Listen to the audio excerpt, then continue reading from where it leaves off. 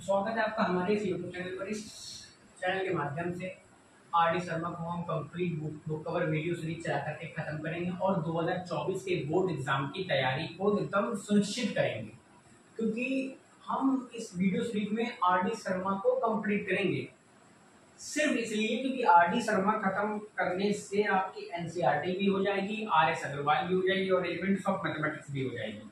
यानी R D Sharma एक किताब खत्म करने से 3 किताबें अपने आप हो जाएंगी, एनसीईआरटी, आर एस अग्रवाल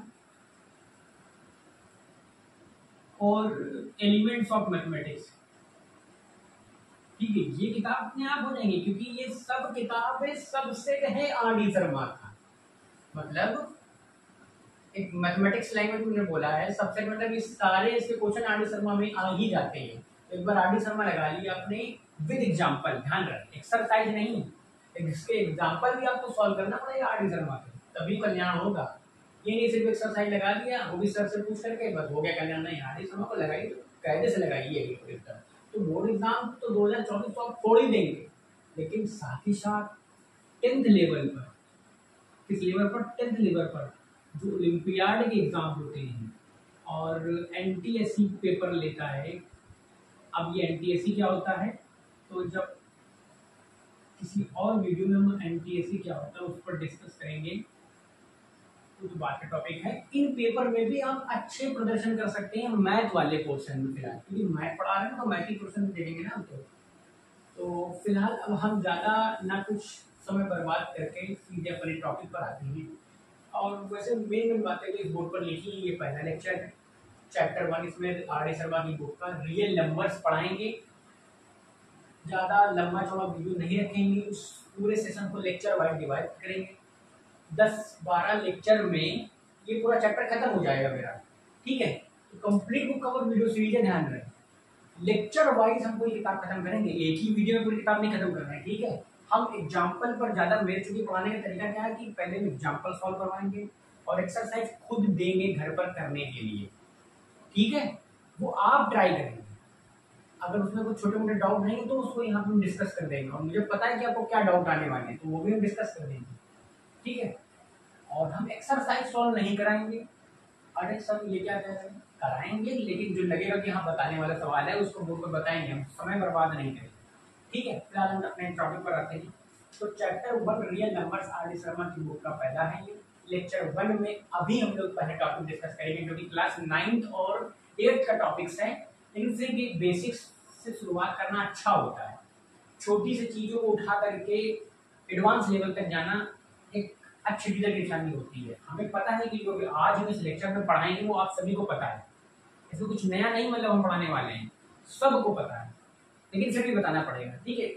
एक प्रोटोकॉल होता है ना, तो उसको तो निभाना पड़ेगा। सबसे पहले हेडिंग डालेंगे classification of number.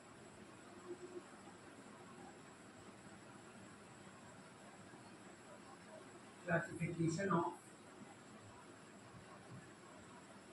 Number, classification of number में सबसे पहले हम पढ़ेंगे नेचुरल नंबर।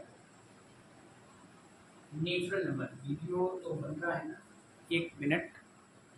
हाँ, नेचुरल नंबर को पता होगा ना सभी बच्चों को, इसे कैपिटल एन से रिप्रेजेंट करते हैं। जिसको नहीं पता वो वीडियो मत देखें, ठीक है। The counting numbers are known as natural number. ये लैंग्वेज लिख लेंगे, लेकिन फिर भी हम लिखा दे रहे हैं। The counting number, the counting numbers are known as natural number, ठीक है। इसे कैपिटल एन से सेट्स दिखाते हैं, 1 2 3 4 डॉट। कहाँ तक जाएगा सर, इन्फिनिटी तक जाएगा, गलत। अगर हम तुमसे पूछें कि सबसे लार्जेस्ट नेचुरल नंबर क्या है, तो आप ये नहीं कहेंगे कि इन्फिनिटी है, आप बोलेंगे लार्जेस्ट नेचुरल नंबर। बहुत से बच्चों को कंफ्यूजन रहती है, नॉट डिफाइन है, क्या है, नॉट डिफाइन, इन्फिनिटी नहीं है, ध्यान रहे, ठीक है। अलर्ट वाला मोमेंट है ये, सावधान वाला मोमेंट, क्योंकि अधिकतर बच्चे तो बोले सबसे बड़ा नेचुरल नंबर सर इन्फिनिटी, वो बहुत बड़ा होता है, बहुत बड़ा भी एक डिफाइन वर्ड है। इन्फिनिटी भी क्या है, ये डिफाइंड है। बट लार्जेस्ट नेचुरल नंबर नहीं पता तुम्हें क्या होता है, तो इसलिए लिखेंगे नॉट डिफाइंड। और सबसे छोटा नेचुरल नंबर तो पता ही है फिलहाल, ठीक है। तो नेचुरल नंबर ये हो गया फिलहाल। इसमें जो काउंटिंग नंबर होते हैं गिनती वाले, जो बचपन से पढ़ते आ रहे हैं। अब इसके बाद आता है, सबको पता है, होल नंबर, ठीक है। इसे कैपिटल डब्ल्यू से रिप्रेजेंट करते हैं, ठीक है। अगर नेचुरल नंबर वाले सेट में हम जीरो मिलाते हैं तो वो नेचुरल नंबर बन जाता है पूर्ण संख्याएं, हिंदी में बोले तो, और इंग्लिश में बोले तो होल नंबर, ठीक है। कैपिटल डब्ल्यू रिप्रेजेंट करते हैं। तो एक ट्रू फॉल्स करके क्वेश्चन भी इस यहाँ से बन जाता है। देखिए, दो बातें हमने बताई, दो सब टॉपिक डिस्कस किए, लेकिन यहाँ से भी क्वेश्चन बन जाते हैं true false type, MCQ type, क्योंकि ये सबको बेसिक पता है। क्या हम कह सकते हैं कि all natural numbers are always whole number? नहीं, बट ऑल होल, हाँ यस। जैसे क्वेश्चन आ जाता है यहाँ पे छोटा सा, क्या क्या all natural number are always whole number? All natural number, all natural number are always whole number। एक दूसरा स्टेटमेंट होगा, all whole number are always natural number. इन दोनों स्टेटमेंट्स में से कौन सा स्टेटमेंट सही है? देखिए, नेचुरल नंबर में, होल नंबर में नेचुरल नंबर भी आ गया, तो सभी नेचुरल नंबर होल नंबर होंगे, लेकिन सभी होल नंबर भी जीरो नेचुरल नंबर नहीं है। All whole number natural number नहीं है, सभी नेचुरल नंबर होल नंबर जरूर होगा। तो ये all natural number are always whole number, true, but all whole number is not necessary a natural number, क्योंकि दो तो नेचुरल नंबर भी होगा, होल नंबर भी होगा, लेकिन जीरो क्या नेचुरल नंबर होगा? नहीं। तो इसलिए हम बोल सकते हैं क्लास 11th में आपको एक सबसेट का साइन पढ़ने को मिलेगा कि n is the subset of w। ये लगा आपके लेवल की बात नहीं है, फिर यूनिट लिख दिया, उसमें आप अगर नहीं समझ में आ रहा है, इसका एक सिंबल होता है, ये सबसेट का निशान होता है, उपसमुच्चय, जिसको हिंदी मीडियम वाले समझ लें कि n के सारे एलिमेंट w में है, n के सारे एलिमेंट w में है, और w बड़ा सबसेट है n से, हाँ है, क्योंकि उसमें एक एलिमेंट ज्यादा है। तो इसको एक रिप्रेजेंट करने का तरीका होता है, n is the subset of w, n is the proper subset of w। Okay, ये छोटा सा क्वेश्चन एक ट्रू फॉल्स टाइप बन जाता है। अब आगे पढ़ते हैं, अगला नंबर्स क्लासिफिकेशन ऑफ नंबर में पढ़ते हैं इंटीजर्स। इसे कैपिटल आई से रिप्रेजेंट करते हैं या जेड से रिप्रेजेंट करते हैं। कि अब ये इंटीजर क्या होता है? अगर नेचुरल नंबर्स, अगर वो नंबर्स में प्लस माइनस लगा करके लिख दिया जाए तो जो सेट तैयार होता है, -5, -4, -3, -2, -1, 0, 1, 2, 3, 4, जो सेट तैयार होता है उसे इंटीजर्स बोलते हैं, ठीक है। उसे क्या बोलते हैं? इंटीजर्स बोलते हैं।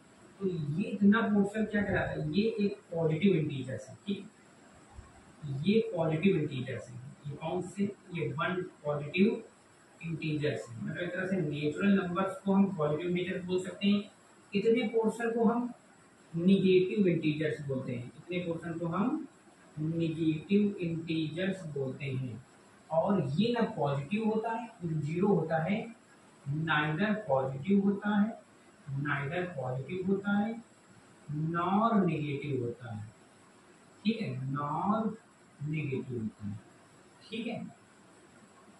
तो इस इतने बड़े, अब जीरो को अगर हमने सम्मिलित कर लिया तो होगा ये non negative, non negative integers हो गए, ये नॉन नेगेटिव इंटीजर्स हो गए। और अगर हमने इतने को सम्मिलित कर लिया तो ये होगा नॉन पॉजिटिव इंटीजर,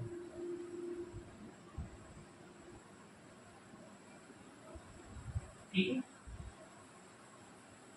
जीरो को मिलाकर के माइनस वाले सभी को बोलते हैं नॉन पॉजिटिव, क्योंकि इसमें पॉजिटिव वाले नहीं है, 1 2 3 वाले नहीं। जीरो को मिला के सभी पॉजिटिव वाले बोलते हैं नॉन निगेटिव, निगेटिव नहीं वाले इंटीजर्स। ठीक है, ध्यान रहे जीरो ना तो निगेटिव होता है ना पॉजिटिव होता है, जीरो एक इवन इंटीजर होता है। ठीक है, आगे बढ़ते हैं। Prime number,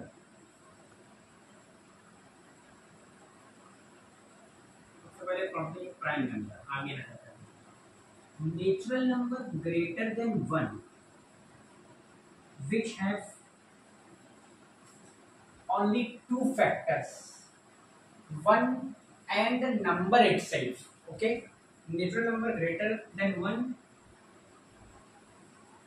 which have only 2 factors, that is 1 and number itself is known as prime number। जैसे 2 3 5 7 11 13 एंड सो ऑन। ठीक, अगर इसमें से कुछ छोटी छोटी और एमसीक्यूज टाइप बातें निकालें प्राइम नंबर्स वाली हेडिंग से, तो निकलता है सबसे स्मॉलेस्ट प्राइम नंबर्स क्या है। Smallest prime number equal to 2, जो कि even only even prime number भी है। इसे ओनली इवन प्राइम नंबर भी, ओनली इवन प्राइम नंबर भी बोल सकते हैं। ठीक है, ओके। और उसके बाद लार्जेस्ट प्राइम नंबर अगर हम पूछें तो जैसे नेचुरल नंबर नहीं डिफाइन होता है लार्जेस्ट प्राइम नंबर, तो वैसे ही प्राइम नंबर भी नॉट डिफाइन होता है। प्राइम नंबर भी लार्जेस्ट वाला नहीं पता है किसी को कि क्या होता है।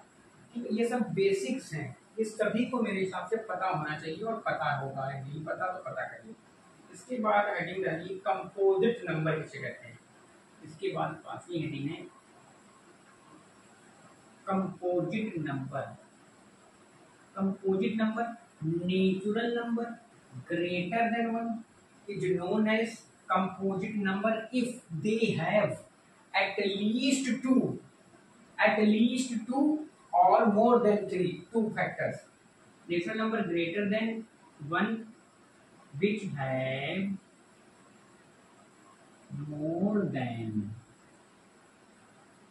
2 factors। एग्जाम्पल के तौर पर जैसे 4 6 8 9 एंड सो ऑन। ठीक है, स्मॉलेस्ट कंपोजिट नंबर अगर कोई पूछे, smallest composite number, smallest composite number is equal to 4 और लार्जेस्ट तो नॉट डिफाइंड है।